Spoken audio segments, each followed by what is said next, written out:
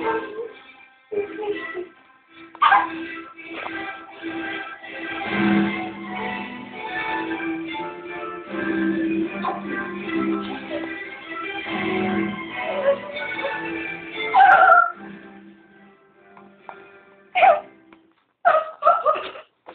den, milí svatebčané, vítám vás v kostele svatý Václav. Přečteme si, ještě než vás oddám, tak si přečteme o selské kněžině Boženě. Obužte.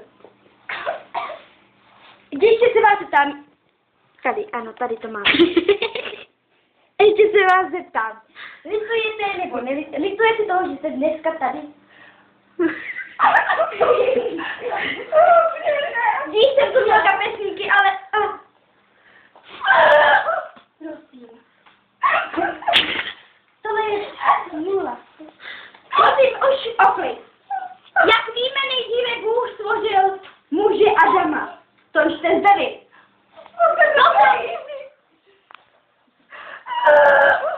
Prosím, oklid, prosím, oklid. Potom Bůh Adam považ žebra. Sebral žebro. Dvě žebra. A dal ho Evě, ženě. To už tady. Ale vy se samozřejmě máte jinak. Teď si přečteme o něčem zajímavém. Když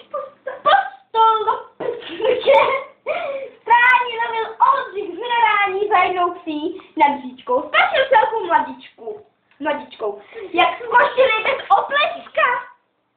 oplecka, bosa, umláčená setka Pere. Byla krásná, milá.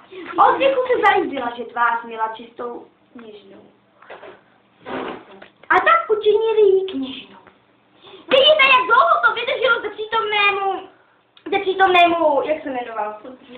Oldřichu a zde přítomné Boženě. Ano, to víme. A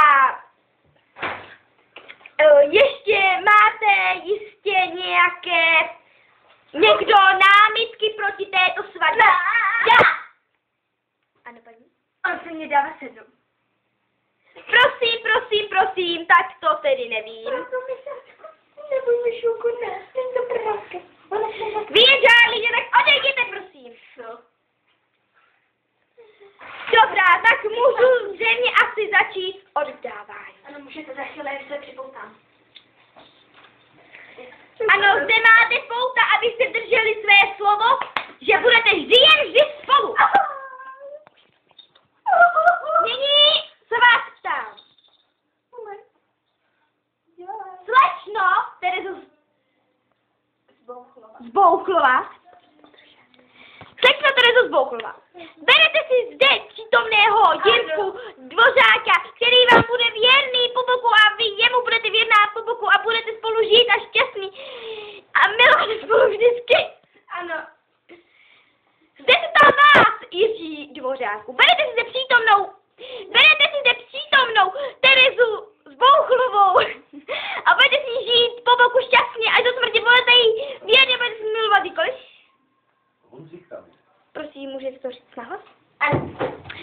Tak tedy vás prohlašuji za ženu a muže. Teď prosím si vemte prstíky a polipte se. Tohle fázi nejsnáším, vždycky závidím.